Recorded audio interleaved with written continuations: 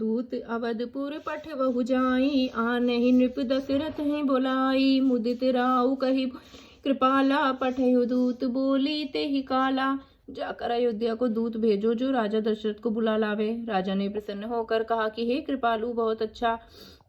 और उसी समय दूतों को बुलाकर भेज दिया। बहुरी महाजन सकल बुलाए, आई सब नहीं सादर सिर नाए। हाट बाट मंदिर सुरबासा, नगर सवार चार हुर पासा। फिर सब महाजनों को बुलाया और सबने आकर राजा को आदर पूर्वक सर नवाया। राजा ने कहा, बाजार, रास्ते, घर, देवालय और सारे नगर को चारों ओर से सजाओ। हर्षि चले निज निज गृह आए, पुनि परिचारक बोली पठाए।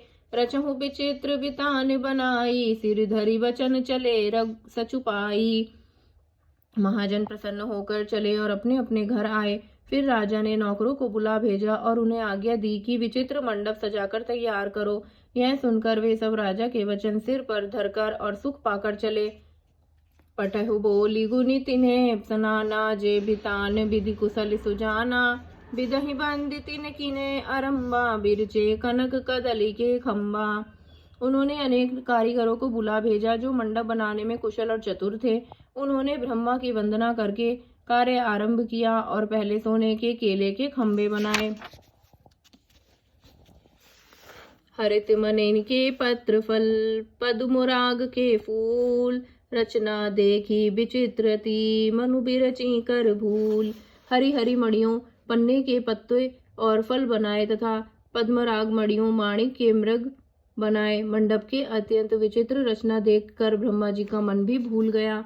बेनु हरित मणि में सब कीने, सरल सब प्रभ पर ही नहीं चीने।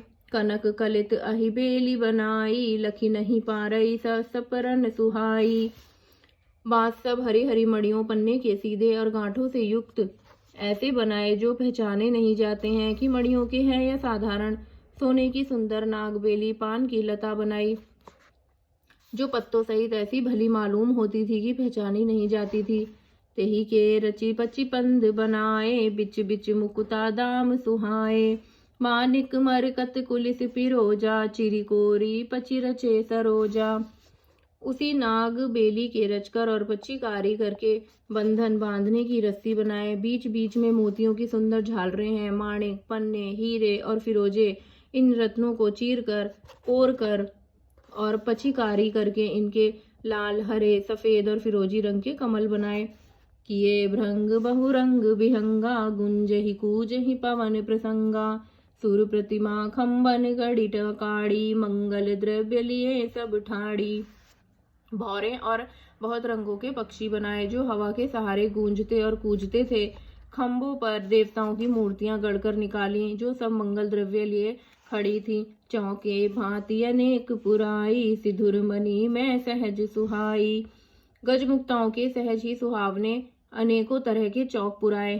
सौरभ पल्लव सुभग सुठी, किए नील मणि कोरी। हेम बौर मरकत घवरी, लसत पाट में डोरी। नीलमणि को कोरकर अत्यंत सुंदर आम के पत्ते बनाए। सोने के बौर, आम के फूल और रेशम की डोरी से बंधे हुए पन्ने के बने फलों के गुच्छे सुशोभित हैं। रचे रुचिर बर बंधन वारे, मनहु मनोभव फंद संवारे। मंगल कलश अनेक बनाए, ध्वज पताक पट चमर सुहाए। ऐसे सुंदर और उत्तम बंधनवार बनाए मानो कामदेव ने फंदे सजाए हों। अनेकों मंगल कल्प और सुंदर ध्वजा, पताका, पर्दे और चवर बनाए। दीप मनोहर मणि में नाना, जाय न बरनि विचित्र बिताना। जहि मंडप दुल्हन बैदही, सो बर नई असीमति कबि केही। जिसमें मणियों के अनेकों सुंदर दीपक हैं, उस विचित्र मंडप का वर्णन नहीं किया जा सकता। जिस मंडप में श्री जानकी जी दुल्हन होंगी, किस कवि की ऐसी बुद्धि है जो उसका वर्णन कर सके। दूलहु राम रूप गुण सागर, शोभितानु तिहु लोक उजागर। जनक भवन के शोभा जैसी, गृह गृह प्रति पुर देखऊं तैसी। जिस मंडप में रूप और गुणों के समुद्र श्री रामचंद्र जी दूल्हे होंगे, वह मंडप तीनों लोकों में प्रसिद्ध होना ही चाहिए। जनक जी की महल की सी शोभा जैसी शोभा है, वैसी ही शोभा नगर के प्रत्येक घर की दिखाई देती है। जेहि तेरी हुत तेहि समय निहारी, तेहि लघु लगहि भुवन दस चारी। जो संपदा नीच गृह सोहा, सो बिलो किशोर नायक मोहा। उस समय जिसने तिरुहत को देखा उसे 14 भुवन तुच्छ जान पड़े। जनकपुर में नीच के घर भी उस समय जो संपदा सुशोभित थी उसे देखकर इंद्र भी मोहित हो जाता था। बसई नगर जेहि लच्छी करी, कपट नारी बर बेशु। तेहि पुर के शोभा कहत, सकुचहि सारद सेशु। जिस नगर में साक्षात लक्ष्मी जी कपट से स्त्री का सुंदर वेश बनाकर बसती हैं, उस पुर की शोभा को वर्णन करने में सरस्वती और शेष भी सकुचाते हैं। जय जय सीताराम।